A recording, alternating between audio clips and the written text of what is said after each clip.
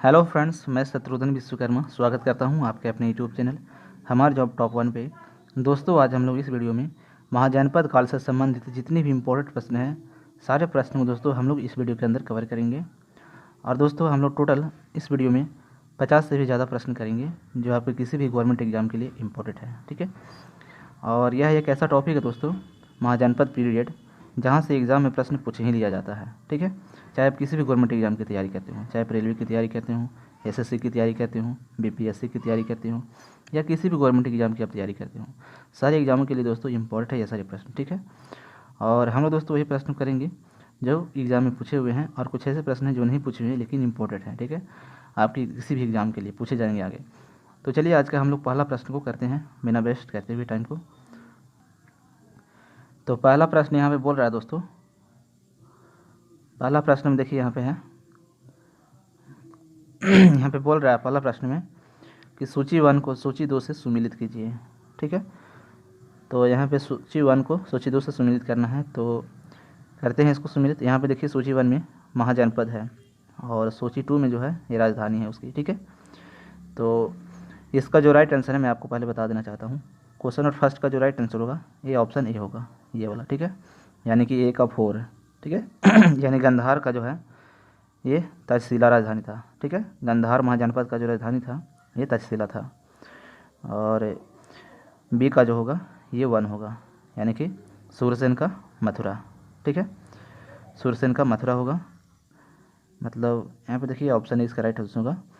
Option A का हो जाएगा 4, ऑप्शन बी का होगा 1, ऑप्शन सी का होगा 2 और ऑप्शन डी का होगा 3। ठीक है। मतलब गंधार महाजनपद की जो राजधानी थी वो तक्षशिला थी, सूरसेन की जो राजधानी थी ये मथुरा थी, और वत्स की जो राजधानी थी ये कौशाम्बी थी, और कौशल की जो राजधानी थी ये थी श्रावस्ती। ठीक है। तो दोस्तों इस तरह के प्रश्न जो होते हैं इंपॉर्टेंट होते हैं। यहाँ से आपको एक क्वेश्चन से 4 प्रश्न यहाँ पे बन रहे हैं। ठीक है। और ये दोस्तों इंपॉर्टेंट है, ये एग्जाम में पूछ ही लिया जाता है। ठीक है। तो आप लोग इसे याद कर लीजिएगा अच्छे तरीके से। चलिए अगला प्रश्न करते हैं। 2 में है, 2 में बोल रहा है कि हर्यक वंश के किस शासक को कुनिक कहा जाता था। तो 2 का जो राइट आंसर होगा ये ऑप्शन सी होगा, अजातशत्रु को। ठीक है। अजातशत्रु को हर्यक वंश का कुनिक के नाम से भी जाना जाता था। ठीक है। नेक्स्ट प्रश्न करेंगे 3 में है कि शासक ने गंगा एवं सोन नदियों के संगम पर पाटलिपुत्र नामक नगर की स्थापना की। तो 3 का जो राइट आंसर होगा ये ऑप्शन बी होगा, उदयन ने। ठीक है। और देखिए ये प्रश्न पूछा गया है 48 और 92 बीपीएससी 2008 में। नेक्स्ट प्रश्न करेंगे।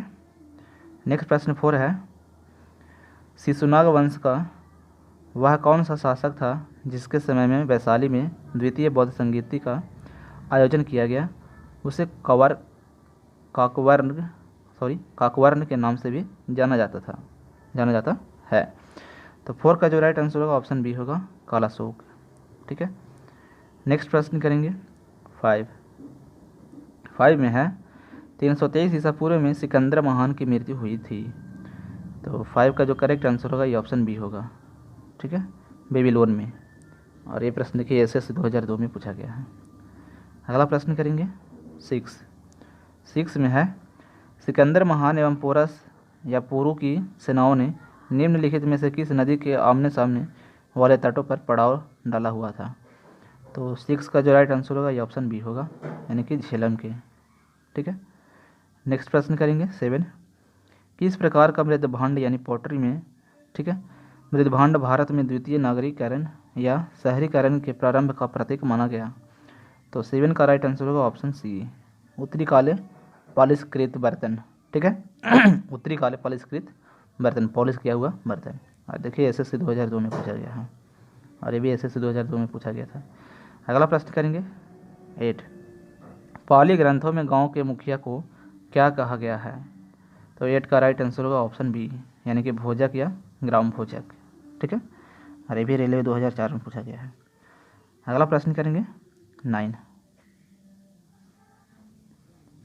9 में है, उज्जैन का प्राचीन नाम था। तो 9 का जो राइट आंसर होगा ऑप्शन बी होगा, तक्षशिला। ठीक है। उज्जैन का जो प्राचीन नाम था वो तक्षशिला था। और देखिए आरआरबी 2005 में और एमपीपीएससी 2003 में पूछा गया है। अगला प्रश्न करेंगे 10 में है नंद वंश का संस्थापक कौन था। ठीक है, तो 10 का जो राइट आंसर होगा ये ऑप्शन ए होगा, महापद नंद। ठीक है, इन्होंने ही नंद वंश की स्थापना किए थे। और ये देखिए आरआरबी 2004 में और यूके पीएससी 2017 में पूछा गया है। नेक्स्ट प्रश्न करेंगे 11, ग्रीक या यूनानी लेखकों द्वारा किसे अग्रमिज जेंड्रीमिज कहा गया।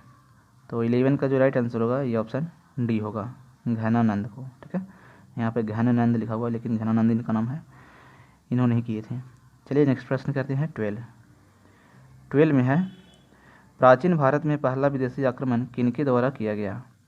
तो 12 का जो राइट आंसर होगा ऑप्शन ए होगा, ये किए थे ईरानियों द्वारा। ठीक है, ईरानियों के द्वारा किया गया था।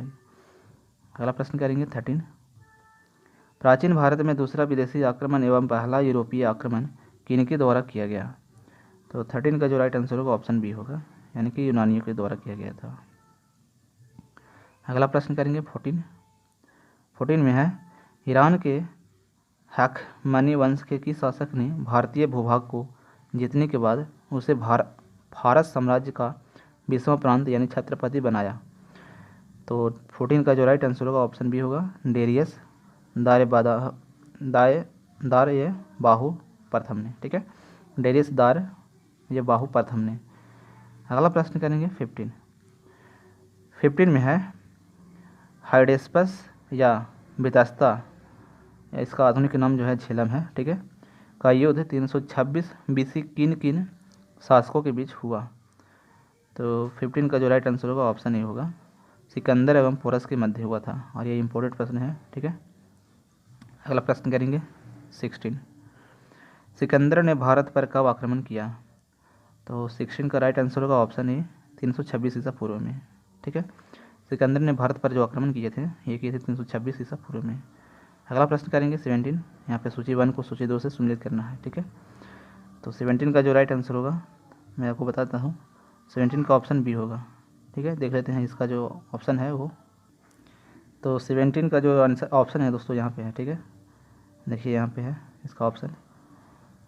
तो इसका जो राइट आंसर होगा 17 का ये ऑप्शन बी होगा, ये वाला, ए का 1, बी का 2, सी का 4 और डी का 3। ठीक है, तो चलिए इसको मिला देते हैं। तो देखिए यहाँ पे इसका जो आंसर होगा ए का 1 होगा, बी का 2 होगा, सी का 4 होगा और डी का 3 होगा। ठीक है, मतलब यहाँ पे जो हैं शासक हैं सूची 1 में और सूची 2 में वंश हैं। ठीक है, मतलब हर्यक वंश के जो शासक थे, ठीक है, ये बिंबिसार थे। कौन थे? बिंबिसार। और इसी सुनाग वंश के जो शासक थे ये थे कालाशोक। और मौर्य वंश के शासक थे ये थे महापदनंद। और नंद वंश के शासक मौर्य वंश के शासक थे बिंदुसार और नंद वंश के शासक थे महापदनंद। ठीक है, और बिंबिसार जो थे ये थे हर्यक वंश के शासक और शिशुनाग कालाशोक के। ठीक है, शिशुनाग जो थे ये कालाशोक जो थे ये शिशुनाग वंश के थे और बिंबिसार जो थे ये हर्यक वंश के शासक थे। चलिए अगला प्रश्न करते हैं 18, मतलब 17 का जो राइट आंसर होगा दोस्तों ये ऑप्शन बी होगा। ठीक है, ये वाला, ए का 1, बी का 2, सी का 4 और डी का 3। चलिए अगला प्रश्न करते हैं 18 में है, इसमें भी सूची 1 को सूची 2 से सम्मिलित करना है। तो यहाँ पे देखिए ये महाजनपद है सूची 1 में और सूची 2 में है आधुनिक क्षेत्र। तो 18 का जो राइट आंसर होगा ये ऑप्शन ए होगा, ए का 1।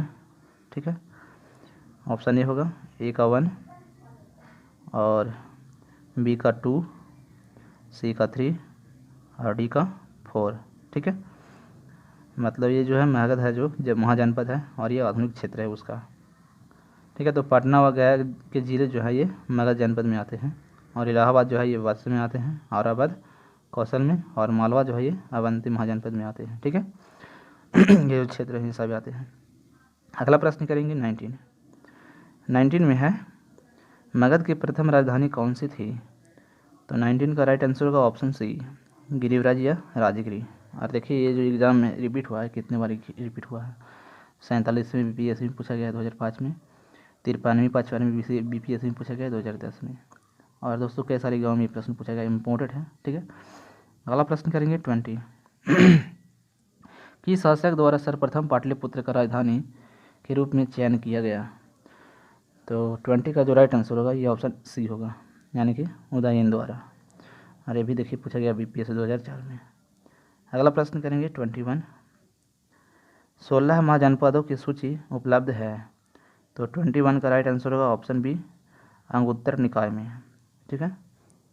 अगला प्रश्न करेंगे 22 निम्नलिखित में से मगध का कौन सा राजा सिकंदर महान का समकालीन था। तो 22 का राइट आंसर होगा ऑप्शन बी, घनानंद, ठीक है। यहाँ पे घनानंद लिखा हुआ है, लेकिन घनानंद नाम होगा इनका पूरा, घनानंद।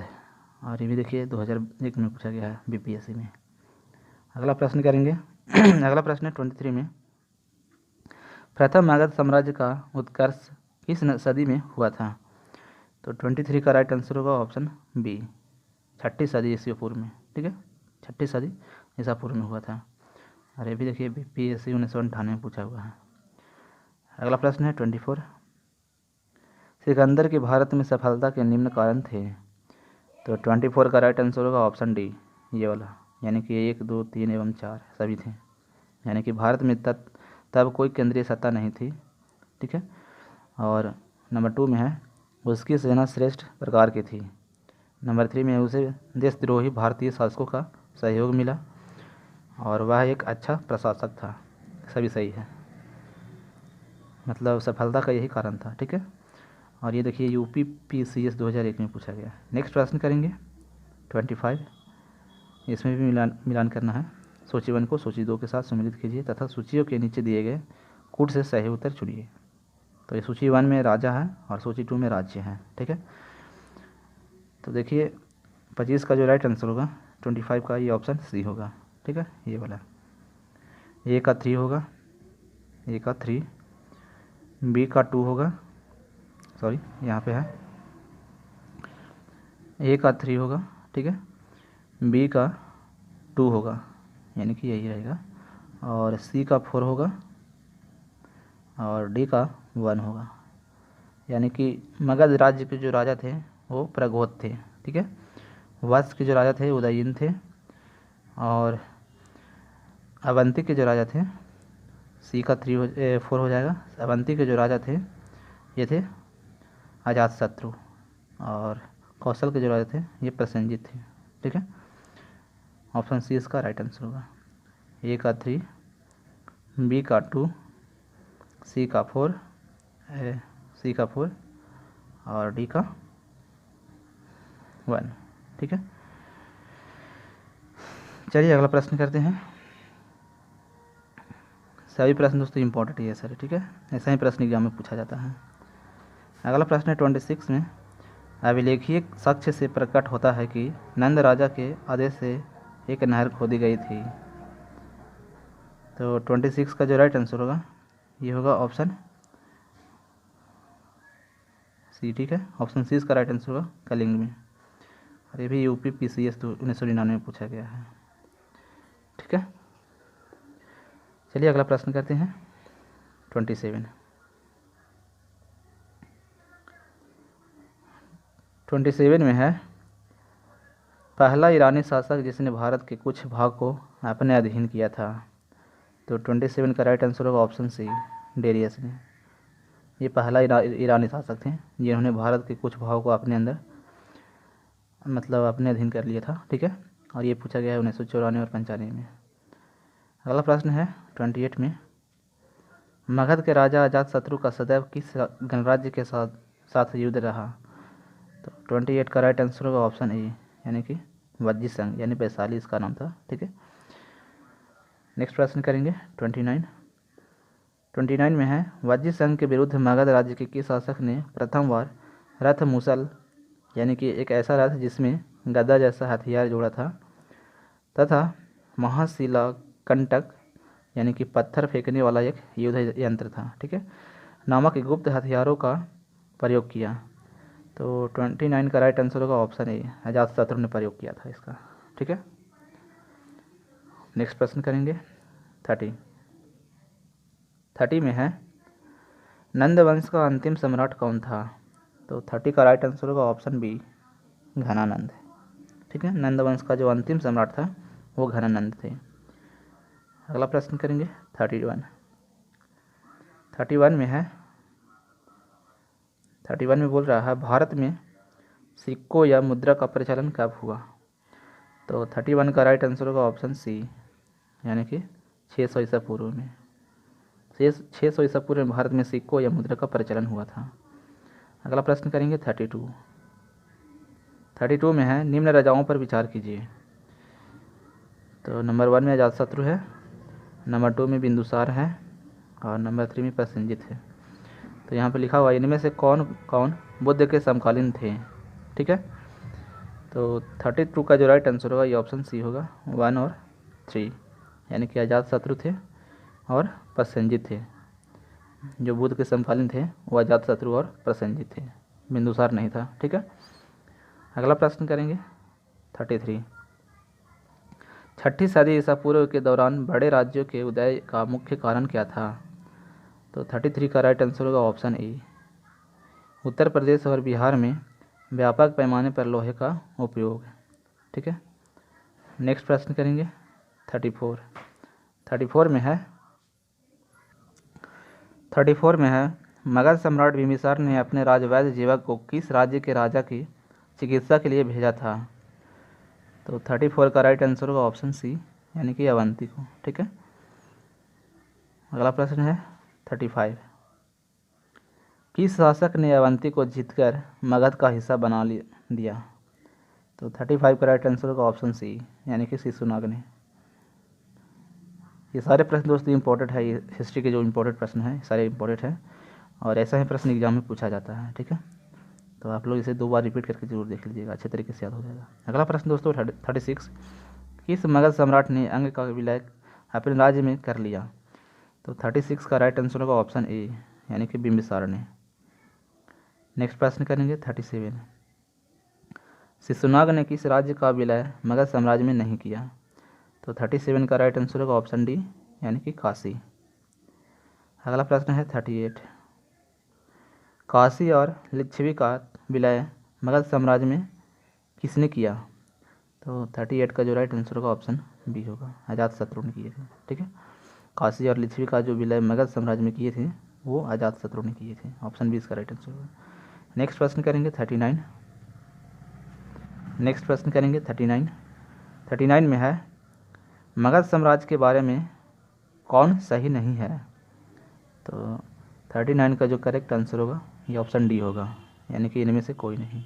ठीक है, इनमें से कोई नहीं कहने का मतलब दोस्तों ऑप्शन ए में जो है सभी सही है, option B, A B C तीनों सही है। ठीक है, यहाँ पे वो नहीं है जो गलत है, इसलिए इनमें से कोई नहीं आंसर होगा इसका। ठीक है, मतलब पुराणों या महाकाव्यों के अनुसार इसकी स्थापना बृहदत्त ने की। ठीक है, मगध साम्राज्य के बारे में लिखा हुआ है।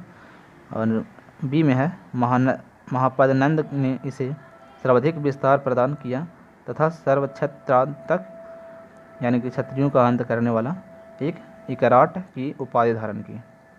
और नंबर सी में है गिरिव्रज, राजगिरी, पाटलिपुत्र एवं वैशाली क्रमशः इसकी 4 राजधानियाँ बनी। ये सभी सही हैं। ठीक है, चलिए अगला प्रश्न करते हैं 40।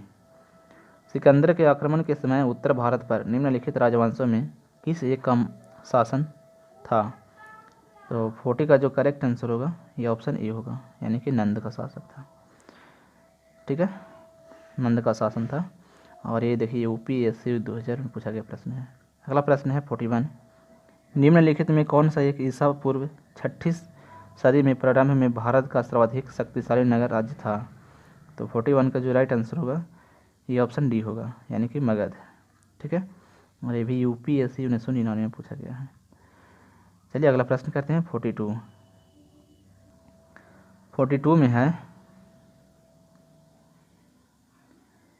42 में बोल रहा है कि निम्नलिखित में से कौन कौन से भारत पर ईरानी आक्रमण के प्रभाव के रूप में माना जाता है। तो 42 का जो राइट आंसर होगा ये ऑप्शन डी होगा, 1 2 3 4 5 यानी कि सभी। खरोष्ठी लिपि का प्रचार, अभिलेख उत्कीर्ण करने की कला का प्रचार, ईरानियों की छत्र प्रणाली का प्रचार, घंटा आकार के गुंबज की कला का प्रचार और स्त्री अंग रक्षकों की नियुक्ति। ठीक है, ये सभी हैं, पाँचों सही है।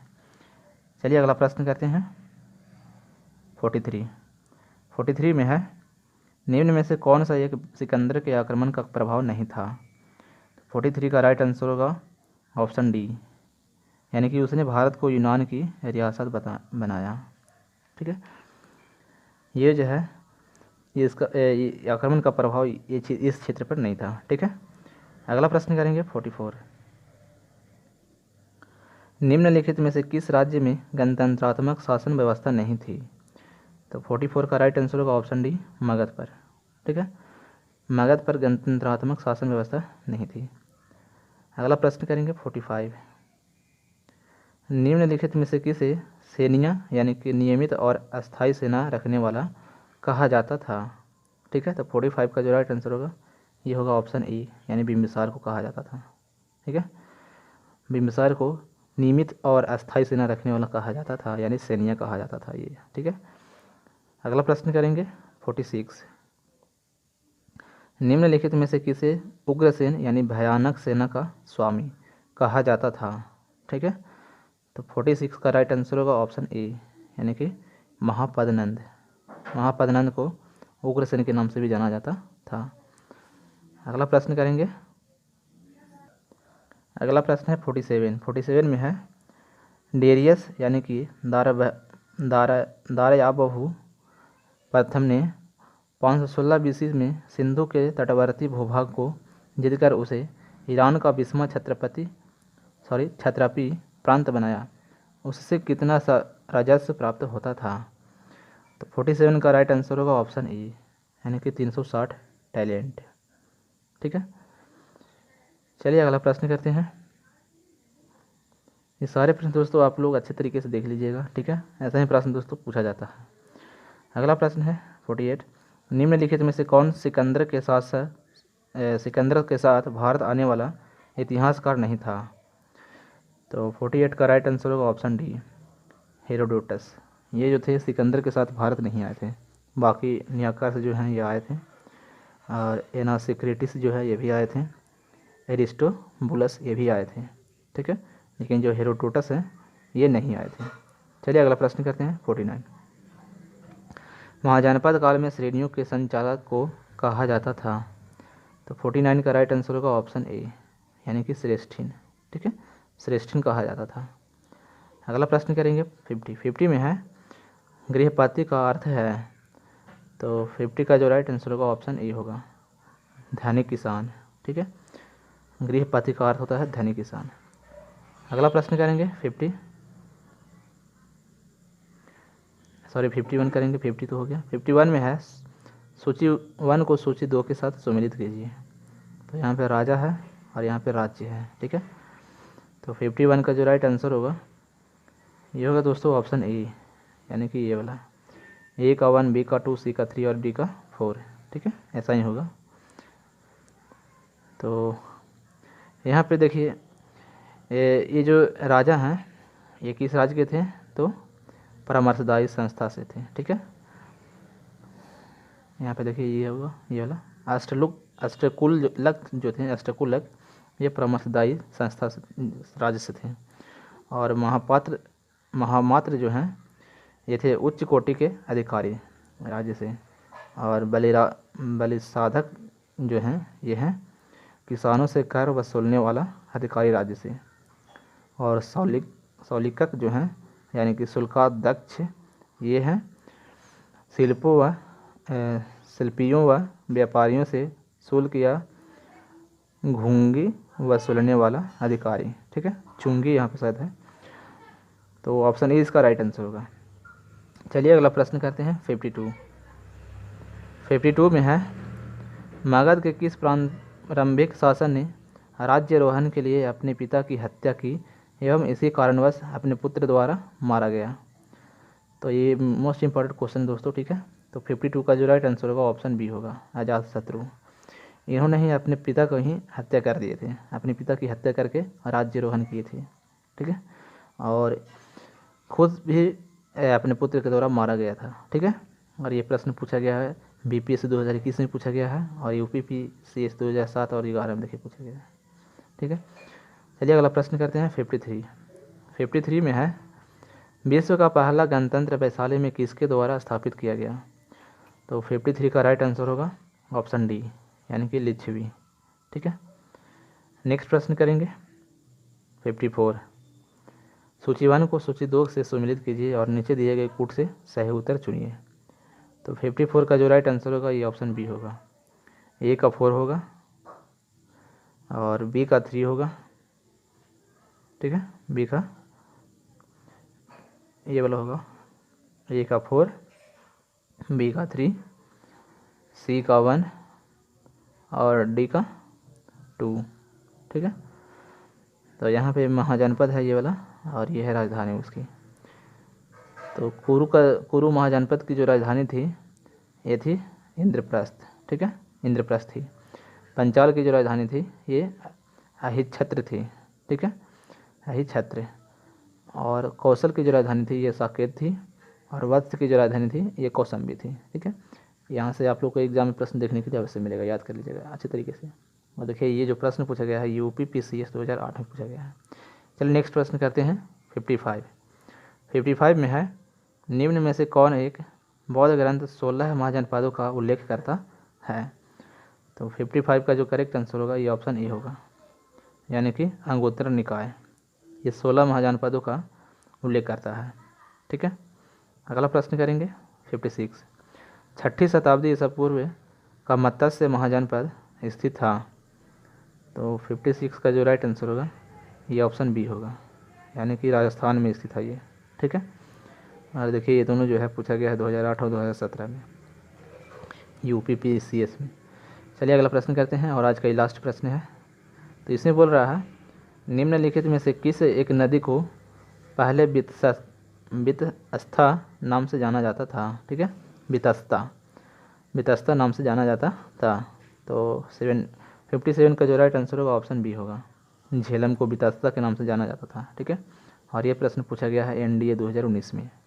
ठीक है, तो ये था दोस्तों मोस्ट इम्पोर्टेंट प्रश्न हिस्ट्री का, जहाँ से आपके एग्ज़ाम में प्रश्न देखने के लिए अवश्य मिलता है। ठीक है, और यहाँ से पक्का एग्जाम में प्रश्न पूछ ही लिया जाता है, तो इससे आप लोग अच्छे तरीके से रिपीट करके देख लीजिएगा। ठीक है, ताकि आपको एक भी प्रश्न यहाँ से मिस ना हो आपके एग्जाम में। ठीक है, तो दोस्तों ये वीडियो आपको कैसा लगा कमेंट करके ज़रूर बताइएगा, और चैनल पर पहली बार विजिट किए हैं तो चैनल को सब्सक्राइब करके बेल आइकन प्रेस जरूर कर लीजिएगा, ताकि दोस्तों इस तरह की वीडियोज़ का आपको पल पल का अपडेट मिलता रहे।